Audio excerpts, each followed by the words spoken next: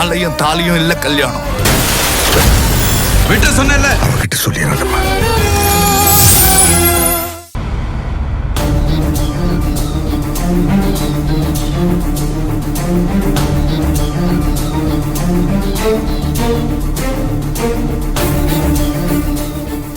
என்னம்மா வேணும்?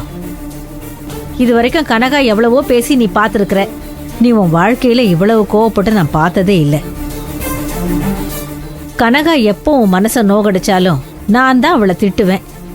நீ அவளை விடுங்கத்த, அவ குணமே அதான், பேசிட்டு போட்டோன்னு சொல்லுவேன். ஆனா இன்னைக்கு உன் கோவத்துல நானே ஒரு நிமிஷம் பயந்துட்டேம்மா. என்ன ஆச்சுமா உனக்கு? தெரியல அத்தை, நானும் அதை தான் யோசிச்சு பார்க்கறேன். நான் ஏன் இவ்ளோ கோவப்பட்டேன்னு. கனகா என்னை எவ்வளவு தடவை காயப்படுத்தியிருக்கா. நிறைய வாட்டி என் புருஷனுக்கு திதி பண்ண சொல்லி கட்டாயப்படுத்தியிருக்கா. அப்ப கூட எனக்கு இவ்வளவு கோவம் வந்ததே இல்லை. ஆனா அவ சிவாவ தப்பா பேச பேச எனக்கு என்னன்னே தெரியல அத்தை. எனக்குள்ள ஆத்திரம் பொங்கிக்கிட்டு வந்துருச்சு. அதை அடக்க முடியாம தான் நான் திட்டி தீத்துட்டேன். நான் ஏன் இப்படி பேசினேன்னு எனக்கே தெரியல அத்தை.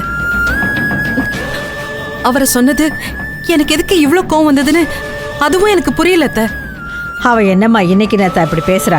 10 வருஷமா இப்படித்தான் பேசுறா. நாமளும் சொல்லி சொல்லி பார்த்தோம், திருந்தல. இனியெல்லாம் அவ திருந்த மாட்டாம்மா. அத்தை, யாருக்காவது உதவி பண்றது தப்பா அத்தை? அது கூட ஏன் அவ புரிஞ்சுக்க மாட்டேங்கிறா? நாம அவளுக்கு என்ன பண்ணல சொல்லுங்க?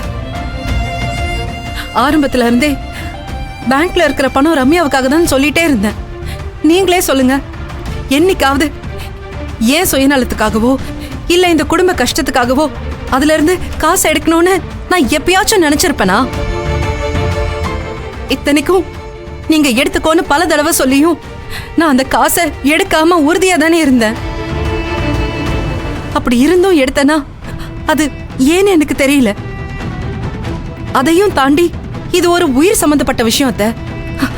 அதுக்கு முன்னாடி பணம் எல்லாம் ஒரு விஷயமே இல்ல. அத போய் அவ தப்பா பேசினா எனக்கு என்ன சொல்றதுன்னே தெரியல. தெரிஞ்சவங்களே புரியாம பேசுறப்பதான் மனசுக்கு கஷ்டமா இருக்கு. வினோ, உன்ன மாதிரி தாம்மா நானும். அந்த சிவா தம்பிக்கு ஒண்ணுனா என்னால சாதாரணமா நினைக்க முடியல. அதனாலதான் நீ அந்த பணத்தை எடுக்கிறேன்னு சொன்னப்ப கூட நான் எதுவுமே சொல்லல. ஆனா அவளுக்கு இதெல்லாம் புரிஞ்சுக்கிற அளவுக்கு பக்குவம் இல்லம்மா. அவளுக்கு தேவையெல்லாம் காசு காசு காசு தான். அதை நம்ம கொடுத்தா நம்ம நல்லவங்க, இல்லைன்னு சொன்னா நம்ம கெட்டவங்க, அவ்வளவுதான். அவ என்ன வேணாலும் நினைச்சிட்டு போட்டோம்மா. நாம நம்ம மனசாட்சிக்கு உண்மையா இருப்போம். அதுக்கான பலனை ஆண்டவன் நிச்சயமா கொடுப்பான். இதோ பாரு வினோ, நீ அவளை திட்டினதை நினைச்சு எதுவும் வருத்தப்படாத. அவளுக்கு இதெல்லாம் வேணும் தான். நீ அவளை இப்படி அடிக்கடி திட்டினாதான் அவ உன் பக்கமே வரமாட்டா. சரியா? சரி இரு, நான் சாப்பாடை கூடையில் எடுத்து வைக்கிறேன். நீ கொண்டு போய் கொடுத்துட்டு வந்துரு. பாவம் பிள்ளைங்க பசியில இருக்கும்.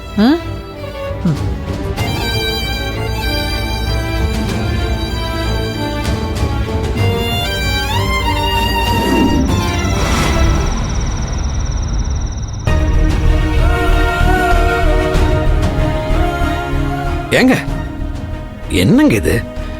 நீங்க எதுக்கு இங்க வீட்டுல இருந்து சாப்பாடெல்லாம் எடுத்துட்டு வரீங்க? எனக்கு பசி நினைப்பே இல்லைங்க. துர்காக்கு பசிக்குதுன்னா கூட நான் வெளியில இருந்து சாப்பாடு வாங்கி கொடுத்துருப்பேன்.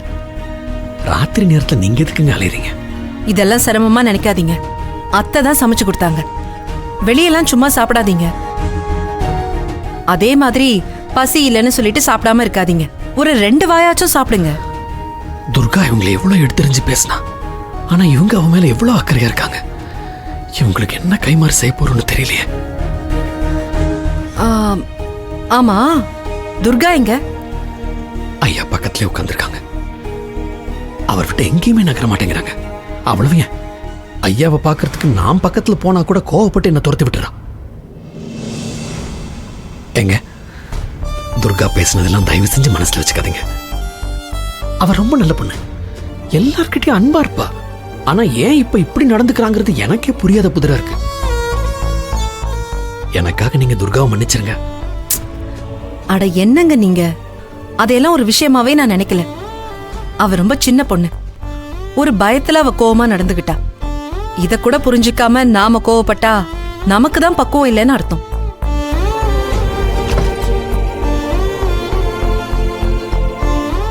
நான் எதுவும் நினைச்சுப்பேன்னு உங்களோட மனசை நீங்க பாரமாக்கிக்காதீங்க.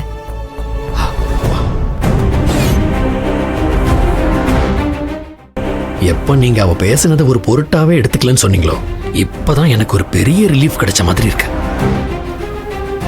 உங்க மேல எனக்கு பக்தி ரொம்ப அதிகமாயிடுச்சுங்க. என் மனசுல நீங்க ரொம்ப பெரிய இடத்துக்கு போயிட்டீங்க. என்ன துர்கா, தாத்தாவை பக்கத்திலே இருந்து பாதுகாப்பா பாத்துக்கிறியா? இவரை கூட நீ பார்க்க விட மாட்டேங்கிறியாமே. எது எப்படியோ தாத்தா திரும்ப வருவாரு, நல்லா பேசுவாருன்னு நீ நம்பிக்கையா இருந்தா அதுவே போதும்.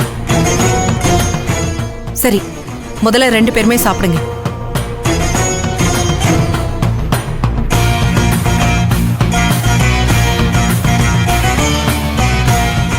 பாபு, நீங்க வாங்க, நான் உங்ககிட்ட கொஞ்சம் பேசணும். இரு, நீ என்ன பண்ணிட்டு இருக்கங்கிறது உனக்கு தெரியுதா? அவங்க உன்கிட்ட பேசிட்டு இருக்காங்க, நீ அவங்களுக்கு பதில் சொல்லாம நிக்கிற? நமக்காக சாப்பாடு எடுத்துட்டு வந்திருக்காங்க, வந்தவங்களை வான்னு ஒரு வார்த்தை கூட சொல்ல. என்ன ஆச்சு உனக்கு? அவங்க எவ்வளவு கனிவா உங்ககிட்ட பேசுறாங்க, அவங்க முகத்தை கூட பார்க்காம நீ வெடுக்குன்னு திரும்புற. நான் உங்ககிட்ட பேசணும்னு சொன்னேன். என்ன பேசணுமா இங்கேயே பேசேன். நம்ம டாக்டரை பார்க்க போலாம். டாக்டரையா? ஏன், எதுக்கு? தாத்தாவை நம்ம ஊருக்கு கூட்டிட்டு போகணும், அதுக்குதான். ஏன் துர்கா, உனக்கு புத்தி கித்தி கெட்டு போச்சா? விளையாடுறியா? ஐயா உள்ள என்ன நிலைமையில் இருக்காருன்னு பார்த்துட்டு தான் இருக்கிற நீ. துர்கா, அவர் மூச்சு பேச்சு இல்லாம கோமால இருக்காரு. இந்த நிலைமையில் இருக்கிறவரை கூப்பிட்டுட்டு நீ எப்படி மலை கிராமத்துக்கு போக முடியும்? அப்ப ஏதோ நீ ஒரு பதட்டத்துல பேசுறேன்னு நினைச்சேன். இப்ப என்னடா மறுபடியும் நீ ஆரம்பிச்ச இடத்துலயே வந்து நிக்கிறியே. நீ ஒரு நர்ஸ் தானே, உனக்கு ரியாலிட்டி தெரியும்ல? துர்கா, கைகால் அடிபட்டுருச்சுன்னா கிராமத்துல வச்சு நம்ம ட்ரீட்மெண்ட் கொடுக்கலாம். ஐயா இப்ப கோமால இருக்காரு, அவரை மலை கிராமத்துல வச்சு உன்னால எப்படி பாத்துக்க முடியும்? உனக்கு அவரை மாதிரி மூலிகை வைத்து தெரியுமா? ஆமா துர்கா, அவசரப்படாத. ஐயா முழுசா குணமானதும் நீ தாராளமா கூட்டிட்டு போ. உன்னை யாருமே தடுக்க போறது இல்லையே, சொல்லு. ஆனா இப்ப வேண்டாம் துர்கா. ஒருவேளை பணம் காசு அதிகம் செலவாயிடும் யோசிக்கிறியா? அதையெல்லாம் பாத்துக்கலாம் துர்கா, சொன்னா கேளு. நீங்க யாரு சொன்னாலும் நான் கேட்க மாட்டேன். எங்க தாத்தாவை எப்படி பாத்துக்கணும்னு எனக்கு நல்லா தெரியும்.